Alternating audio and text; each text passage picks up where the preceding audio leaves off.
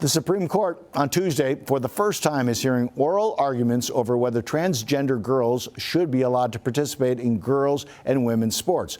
Idaho Attorney General Raul Labrador was inside the courtroom, and Idaho Congressman Mike Simpson was outside, where supporters and opponents of the law rallied. The justices considered a pair of cases from Idaho and West Virginia where federal courts have blocked state laws prohibiting transgender girls from playing on teams consistent with their gender identity. Women have the right to compete against other women without having men in the competitive process. I asked Idaho Congressman Mike Simpson why he felt he needed to be there. Well, you know, I said during my remarks that I'm surprised that I have to be here or that any of those people have to be here, because this is common sense, frankly, as far as I'm concerned, that biological males should not be playing in women's sports. That's just the reality. According to the Williams Institute, a think tank at the UCLA School of Law, transgender athletes make up just over 1% of the more than 8 million teenage student athletes nationwide. Asked why he considers this such an important issue when there are many other national matters to address, he said,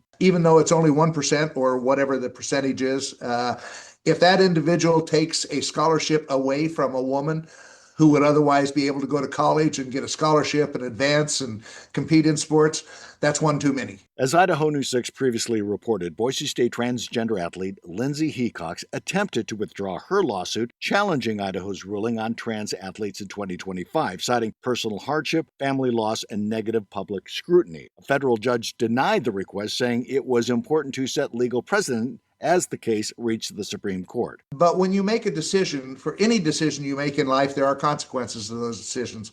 And one of the things, if you decide to become trans, it means that you probably will not be able to compete in women's sports. That's just the reality. It may take months before the Supreme Court issues a ruling. Idaho News 6 will keep you up to date.